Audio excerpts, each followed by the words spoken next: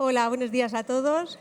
Mi nombre es Julia Palomo, trabajo en el Banco Santander, en el área Santander Startup, y estoy hoy aquí con Antonio, que están en Venture Ready, Venture Capital, ¿vale? El objetivo de hoy era dar un poco a conocer qué es la herramienta de VentureDev. Nosotros desde Banco Santander, en el área Santander Startup, tenemos herramientas financieras para todo el ciclo de vida de una empresa, desde que se constituye hasta que sale a mercado, hasta que crece, empieza a facturar y empieza a tener vidas positivos. Una de esas herramientas que tenemos es un fondo de VentureDev gestionado por Inverready, con los que financiamos proyectos en crecimiento que todavía tienen vidas negativos. Y el objetivo de la charla era dar a conocer esta herramienta de VentureDev, que es una herramienta bastante novedosa, en España no se utiliza ni hay tantas empresas que se financien con esta herramienta. Entonces, pues quién mejor que desde Inverready, que llevan un montón de años trabajando con esta herramienta, pues poder explicar en qué caso se usa, cómo funciona y luego poder responder cualquier duda que tengáis vosotros, ¿vale? Pues te doy paso. Buenos días a todos, gracias por acudir. Y como decía Julia, ¿no? Yo soy Antonio García, trabajo en Inverready, concretamente estoy en el área de VentureDev, en el área de deuda de Inverready. Como muchos sabréis, o igual alguno no, Inverready es una de las gestoras de alternativos más grandes en España, lleva invirtiendo en España desde el año 2008 con un enfoque multisectorial. Empezó siendo un fondo más dedicado al Venture Capital, pero a medida que ha ido creciendo se ha ido diversificando, ¿no? Actualmente pues tenemos 2,1 billions de assets under management, hemos ido creciendo sobre todo en los últimos años mucho incorporando nuevas líneas de negocio. Tenemos actualmente 6 fondos activos con más de 30 fondos históricos levantados y una compañía pues eso, con más de 50 empleados. A nivel de reconocimiento de la industria, pues en 2017 fuimos seleccionados por SpainCap como el mejor fondo de Venture Capital. En 2021 se nos otorgó el premio a la mejor inversión de Venture Capital con MásMóvil y los últimos 2 años hemos recibido el premio a la gestora con rentabilidades más sostenidas. A nivel de Inverready, pues como os comentaba, tiene 6 verticales. Iniciamos en 2008 como un fondo puramente de Venture Capital. A medida que estas compañías en las que invertimos fueron desarrollándose, el fondo intentó seguir acompañándolas, levantando nuevas verticales y nuevos fondos que pudieran ayudar a estas compañías, ya no solo en sus fases más tempranas, sino acompañarlas a la vez que maduraban. Y actualmente tenemos 6 verticales. Está la parte de Venture Capital tradicional, que es Digital Tech. Tenemos también la parte de Life Science, que es un fondo de biotecnología también para muy tecnológico y muy de fase inicial. Luego tendríamos el fondo de deuda, que son para compañías ya un poco más maduras que están en camino hacia la rentabilidad. Y luego tenemos 3 verticales un poco más grandes, que está Strategy Public Equity, que es un fondo para empresas cotizadas en mercados de capitales, como puede ser el BM Growth aquí en España o también en Europa, o compañías que tienen intención de salir a bolsa. Por último, tenemos un Private Equity, que es la segunda generación, acaba de levantar un fondo de 500 millones de euros, haciendo ya compañías de por encima de los 15 millones en tickets y EBITDAs por encima de los 5. Y luego un fondo de infra que tenemos principalmente inversiones en telecomunicaciones, como puede haber sido MásMóvil, uno de los casos de éxito más conocidos de Inverready, o actualmente Avatel. En cuanto al fondo de VentureDev, iniciamos como un fondo de 11 millones de euros en 2012. En 2012 España todavía estaba, muy pequeño a nivel de Venture Capital, a nivel de inversión en startups. Carlos Conti, socio de la firma, trae el producto del VentureDev desde Silicon Valley y costó mucho hacerlo entender al gran público, a las compañías, por las bonanzas que tenía el fondo. De hecho, 11 millones de euros es un fondo 10 veces más pequeño que el que tenemos actualmente, que es junto al Banco Santander, que es un fondo de 100 millones en el que el Banco Santander, a través del vehículo trainera, es nuestro principal inversor y una de las compañías que más deal flow y compañías nos trae. A nivel del VentureDev, concretamente lo que es la charla de hoy, el VentureDev ofrece una forma híbrida de financiación, es una mezcla entre deuda y capital, combinando aspectos de ambas partes. Realmente la idea del VentureDev es financiar la brecha hacia la rentabilidad de compañías que ya han sido en anteriores ocasiones fondeadas por fondos de Venture Capital y que buscan diluirse menos a medida que escalan, ¿no? Son compañías que están cercanas a la rentabilidad y que por tanto no quieren seguir dando equity de su compañía para seguir financiando el crecimiento. Es especialmente útil para empresas, pues, startups y empresas de alto crecimiento que buscan seguir expandiéndose sin ceder capital. Como comentaba, el Venture Debt tiene dos partes, la parte de la deuda y la parte del capital.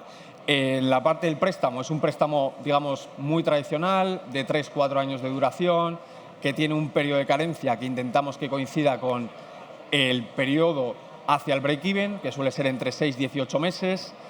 Es verdad que los intereses son superiores a los de un banco tradicional, evidentemente porque en las compañías en las que entramos todavía no rentables tienen un riesgo mucho mayor que las compañías que tradicionalmente financia un banco. Por eso en el gráfico abajo podemos ver la diferencia en función de riesgo y rentabilidad en cada fase de las compañías. Pues el Venture Capital entra cuando el riesgo es mayor, pero evidentemente el retorno esperado por estos fondos es de mayor calibre, y a medida que va disminuyendo el riesgo van apareciendo otras herramientas. En cuanto a la parte de Equity Kicker, yo creo que es lo más diferente o más novedoso de esta financiación, es que el Equity Kicker es que sobre el nocional del préstamo nos regalamos o nos cedemos acciones de la compañía en la que invertimos. Es decir, si invertimos 1 millón de euros en una compañía, pues entre un 15 y un 30% de ese total del préstamo lo convertimos a acciones de la compañía. Esto diréis, pues hombre, si lo comparamos con otras formas de financiación con respecto a la deuda, pues evidentemente es un poco más caro. Y es cierto, porque los intereses pues están rondando en torno al 10 al 15 y además tenemos esa... Coño. Se ha ido. Vale, ahora ha vuelto. Como comentaba, es un poco más caro, pero a nivel de fundadores les da esa cierta capacidad o, digamos, no dependencia del capital que a largo plazo les sale mucho más barato que el coste de capital. En cuanto a las ventajas, pues como comentaba, menor dilución versus una ampliación de capital. Nosotros estamos cogiendo de media un 25% de acciones sobre la compañía, lo cual significa que es un ahorro de entre 4 o 5 veces con respecto a lo que el capital se queda. Apalanca el crecimiento, es una manera de financiar ese crecimiento hacia la rentabilidad o financiar ese crecimiento hasta una ronda de mayor envergadura y con mayores valoraciones. Y luego, sobre todo, también es una manera de flexibilizar una estructura de financiación que te da mucha más flexibilidad, tanto en términos de la financiación como en estructura de pago, como en estructura de cómo son los retornos de la operación, que puede ser un banco o incluso la parte más de capital. En cuanto a los usos de los fondos, lo más típico suele ser financiar working capital, CAPEX. Ahora estamos también financiando pequeños LBOs en los que los fondos más grandes no entran por tamaño, o también estamos haciendo operaciones con asset back, es decir, con compañías que puedan, digamos, ofrecer garantías, o también financiamos la entrada hacia unit economics positivos. En cuanto a diferencias entre el Venture Debt y el Venture Capital, lo hemos intentado organizar en 6 puntos principales. El primero que ya hemos comentado, que es la parte de la dilución, ¿no? El Venture Debt supone un ahorro de dilución y un ahorro, digamos, accionarial en acciones de la compañía con respecto al capital. El Venture Debt no te exige control, es decir, es una herramienta en la que nosotros formamos parte como observers dentro del board, pero no tenemos, digamos, capacidad de decisión estratégica ni capacidad de imponer o, digamos, votar a favor de cómo creemos que hay que dirigir la compañía. Nosotros opinamos, pero no somos los que últimamente ejecuta. Eso se lo dejamos al fundador o al board. A nivel de costes, lo que comentaba, en principio puede parecer que el Venture Debt es una herramienta cara por el tema de los intereses, que son intereses por encima del 10%, pero a largo plazo es mucho más barato o más barato que el coste de capital, ¿no? Al final, un inversor de capital, cuando invierte en una startup, lo que espera son rendimientos por encima de las 5 veces. Por lo tanto, te va a exigir a largo plazo unos rendimientos muy superiores a los que un vehículo o una financiación como el Venture Debt te va a exigir, que en la parte de capital buscamos, pues, no 2x, 3x, pero no a niveles de lo que busca el Venture Capital, ¿no? Además, que no te podemos obligar tampoco a tomar decisiones que te obliguen a acelerar crecimiento, a, digamos, focalizarte mucho en expansión internacional. Por lo tanto, dejamos mucha más libertad que el founder sea capaz de llevar su compañía. En cuanto a la flexibilidad, lo he comentado, ¿no? Somos muy flexibles. Estructuramos tanto los periodos de carencia como los periodos de repago. La manera de estructurar, pues podemos hacer una parte bullet, no tiene por qué ser todo el préstamo repagado lineal. Es decir, intentamos flexibilizar y adaptarnos a las necesidades y lo que busca la compañía. En cuanto a la valoración, el Venture Debt no es fijador de valoración, es decir, no es una herramienta, al ser principalmente deuda, nosotros no fijamos a las compañías una valoración que consideramos justa para entrar en la compañía. Nosotros consideramos que esa es responsabilidad de la parte de capital, entonces puede ser, digamos, un buen instrumento para hacer rondas puente, ¿no? Una compañía que ha podido levantar capital, por ejemplo, en 2023 o en 2024 y espera poder levantar en 2026, pero que igual quiere acelerar en 2025 para poder incrementar esa valoración futura y diluirse menos, incluso mejorar las condiciones de una posible ronda, pues puede tomar el Venture Debt como una estrategia para ahorrarse esa dilución y mejorar valoración a corto o medio plazo. Y luego, por último, a nivel de riesgo, creemos que es un instrumento que también te permite diversificar tus maneras o digamos, tus alternativas de financiación. Es decir, depender de capital puede ser un poco peligroso. Es verdad que en momentos en los que el mercado es creciente y en los que hay mucha financiación o todo el mundo está dispuesto a invertir en compañías, pues puede ser que el capital pueda ser un buen instrumento, pero a medio y largo plazo, con los vaivenes que tiene el mercado y situaciones, el tener posibilidad de estar diversificado, pues reduce riesgo también a la compañía. En cuanto a lo que igual os podría estar interesando, ¿qué tipo de compañías buscamos para el Venture Debt? Pues lo que buscamos principalmente son compañías que tengan que tener mayor de 1 millón de facturación, es decir, una compañía para poder asumir la deuda tiene que estar ya generando una cierta facturación y una cierta, digamos, generación de flujos de caja que le permita asumir la deuda, es decir, es una deuda cara. Jamás nos meteríamos en una compañía en la que la deuda pudiera poner en riesgo la viabilidad económica de la compañía, por eso buscamos compañías pues, con ventas por encima del millón, compañías que están creciendo por encima del 30%, es decir, compañías que siguen creciendo pero que no tienen que estar creciendo a 2x el año, lo que decíamos, pues cercanas a la rentabilidad, no un máximo de 18 meses, que coincide con el periodo máximo de carencia que podemos fijar. Y luego, bueno, siempre ayuda pues, que puedan tener rondas previas levantadas, valoraciones máximas de 50 millones es un espectro que hemos fijado porque consideramos que a partir de 50 millones igual son compañías ya más maduras, que pueden tener ya igual acceso a financiación bancaria, evidentemente depende del sector y del tipo de compañía. Y luego, bueno, fijamos cosas tipo EBITDA, run rate, runway, que son puntos que no descarta una compañía, es decir, podemos invertir en compañías con EBITDAs un poco mayores o un poco menores en función del tipo de sector y la compañía concreta.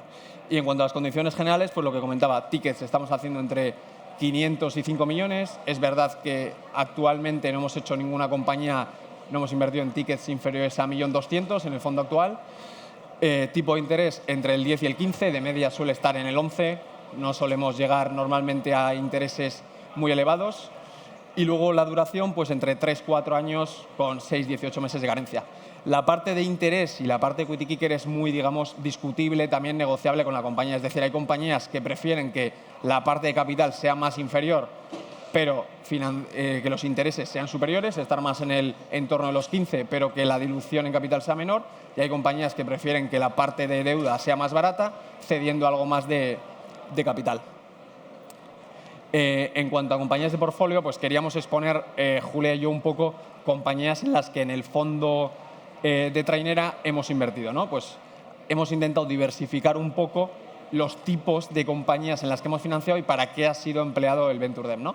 En este caso, llevamos a año 2 de inversión del fondo trainera, más de 15 inversiones, actualmente estaremos en torno a las 18, calculo. La primera sería Revenue. Revenue es una compañía que ayuda a las marcas minoristas a gestionar las devoluciones. Es decir, los minoristas, sobre todo en e-commerce, se daban cuenta que mucha gente compraba online, pero luego lo devolvía. Entonces, no tenían, digamos, alternativas o posibilidades de que la persona que estaba devolviendo a la vez saliera habiendo comprado otra prenda o habiendo cambiado la talla. Entonces, lo que te ofrece Revenue es que, por ejemplo, a un Zara, tú compras, quieres devolver la prenda y cuando estás en el proceso de devolución te dice, pero ¿no prefieres cambiar por esta talla que igual te sienta mejor? ¿O no prefieres seguir y ver cosas recomendables que por tu perfil te podrían encajar? Entonces lo que generas es a a los e-commerce cierta recurrencia o que ese cliente no lo pierdas o esa venta no la pierdas. ¿Cuál era la situación concreta de Revenue? Revenue lo que tiene, evidentemente, son picos muy grandes en Black Friday y picos de rebajas, en los cuales la compañía, las devoluciones crecen mucho. Entonces, necesitaban una liquidez elevada para poder afrontar este tipo de devoluciones, ¿no? En el caso nuestro, pues, lo que hicimos básicamente es financiar esos picos. Nosotros les establecimos una línea de crédito de 5 millones en la que ellos, en los picos de demanda, pueden tirar de nuestra línea para financiar estos momentos en los que tienen exceso de pedidos y devoluciones. En cuanto a The Renting, pues es una compañía que se dedica al renting de vehículos. Con respecto a otras marcas como puede ser Rebel, lo bueno que tiene The Renting es que tiene prácticamente cualquier vehículo de los que tú quieras lo tiene en su página. Ellos scrapean el mercado de vehículos de ocasión. Entonces tú seleccionas un vehículo, ellos lo adquieren y luego te hacen el renting. Entonces, en el caso concreto, The Renting, ¿qué problema tenía? Pues que al adquirir el vehículo demandan mucha liquidez para poder seguir comprando vehículos y haciendo luego el renting hacia sus clientes. Entonces, ¿qué entramos nosotros? A financiarles el portfolio de vehículos. Oye, yo te voy financiando la adquisición de estos nuevos vehículos, yo tengo de garantía los vehículos, que es una buena garantía, y a medida que vas creciendo, la idea luego es que entre, ya pueda ser un Santander Consumer Finance o otra empresa de este tipo, que le financie el crecimiento ya de portfolio de vehículos a la siguiente escala. Otro caso concreto podría ser Orbidi. Orbidi es una compañía que se dedica a, digamos, a dar a las pymes empresas españolas la transformación digital a la que no tienen acceso, normalmente por falta de conocimientos y sobre todo falta de dinero para poder invertir en la renovación tecnológica. En España actualmente hay un concepto, una financiación que se llama el Kit Digital, lo cual a estas empresas, digamos, les está financiando la transformación digital. ¿Qué hace Orbidi? Orbidi básicamente lo que hace es ese trabajo que teóricamente te hace el Kit Digital, ellos te hacen la transformación digital, presentan, digamos, un pliego y cobran del Estado cuando se aprueba, digamos, ese proyecto. ¿Qué le sucedió a Orbidi? Orbidi tenía una demanda altísima de proyectos y de pymes que querían financiarse tanto transformación digital como la parte de ordenadores, que también estaban financiando la renovación de tecnología. En este caso, ¿qué le sucedía? Tenía picos muy altos en los que no podía servir a los clientes que tenía porque no tenía la liquidez suficiente, porque había, de entre que presentan el proyecto hasta que lo cobran, 4 meses de gap. El gobierno tardaba 4 meses en pagarles. Entonces, claro, no podían generar nuevos proyectos porque les faltaba la liquidez de cobrar de lo que ya habían financiado. ¿Qué sucedía? Orbidi estaba negociando con los bancos, pero los bancos se les estaba alargando, digamos, pues ya sabemos, ¿no? Los bancos, y Julia lo sabe mejor. Sí, la toma de decisión en estos procesos, además era una financiación, yo creo, sindicada con diferentes entidades. Entonces, en ese, pues para tampoco hacer un agujero a la empresa durante ese periodo de negociación entre los bancos, pues aquí Trainera, Inverredi, lo que hizo fue financiar esa caja. Financiamos ese gap hasta que entraba el sindicato bancario. El sindicato bancario acabó entrando 4 meses después de nosotros, refinanciándonos. Es decir, nosotros ayudamos a la compañía en que esos 4 meses, hasta que se aprobó el sindicato bancario y entró el dinero bancario, les dimos cierta liquidez para poder seguir creciendo su portfolio. Y por último, Hippocratic, que es igual un poco una compañía o una manera de financiación un poco más novedosa de lo que solíamos hacer en fondos anteriores, es que financiamos pequeños LBOs. Hippocratic es una compañía que se dedica a realizar cursos relacionados con la ciencia sanitaria y luego tiene también una editorial en la que publican artículos relacionados con el sector para que médicos y personas que están realizando el MIR puedan conseguir puntos extra para colocarse mejor en el ranking y tener facilidades o más, facilidad para acceder a puestos cuando quieran moverse.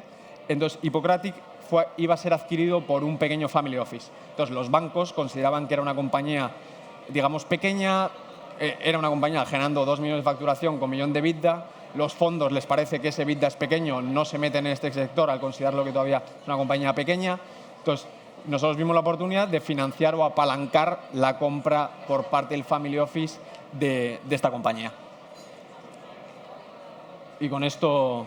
Sí, aquí, pues oye, algo que es que me parece interesante para todos los que estáis pensando en algún momento poder acometer o hacer este acercamiento a un fondo es que sepáis a nivel documental qué documentación nos van a pedir y cómo es el proceso de valoración por parte del fondo.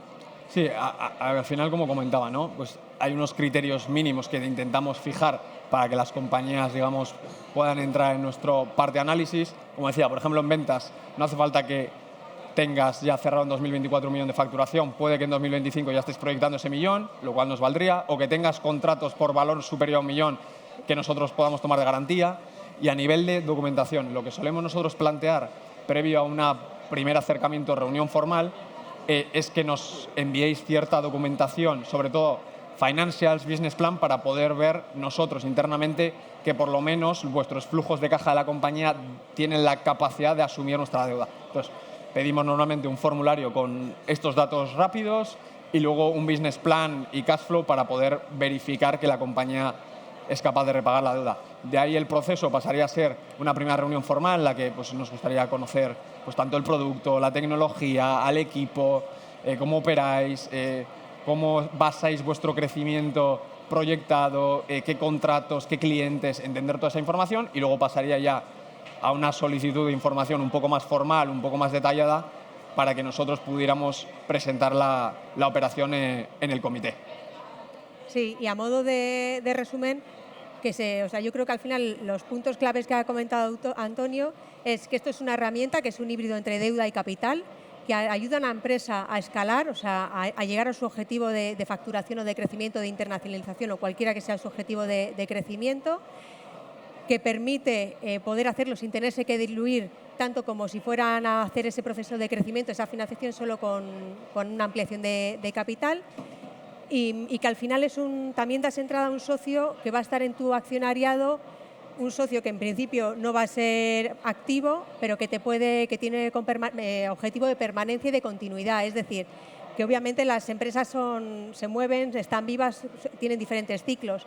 Entonces, una vez que entra lo mismo en una primera financiación, pues oye, tienes un socio con carácter de permanencia que pueda estudiar una segunda financiación en la siguiente ronda de capital, que pueda presentarte a inversores dentro de su portafolio de fondos que también tienen.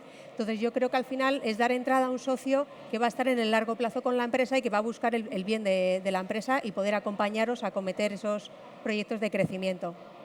Sí, al final yo creo que no es nunca lo vendemos como el Venture Debt como una contraposición contra el Venture Capital, sino creemos que es una alternativa, incluso un complemento a una ronda de capital. Es decir, igual una ronda de capital de 5 millones no tiene por qué estar financiada los 5 millones con capital. Se puede meter 2 millones de deuda porque la compañía tiene capacidad para asumir esa deuda, ahorrándose esa dilución. Y luego, como comentaba también Julia, nosotros al estar baqueados por el Banco Santander también aportamos una herramienta, unas relaciones con el banco a la que muchas startups y muchas compañías no tienen esa fluidez o esa relación. Nosotros las conocemos por dentro y es mucho más fácil que a mí me venga Julia y me pregunte, oye, me están pidiendo líneas de working capital esta compañía, tú que estás dentro, que la conoces, oye, ¿en qué situación está? ¿La necesitan? Pues al final es una relación también mucho más fluida y te aportamos, sin estar dentro del board de manera activa, pero te aportamos ese tipo de relaciones que pueden complementar y ayudar mucho a una compañía. Así que nada, hasta aquí hemos llegado. Muchas gracias por vuestro tiempo y nada, estaremos por aquí los 2 días, o sea que si queréis estar con nosotros, encantado de atenderos. Muchísimas gracias.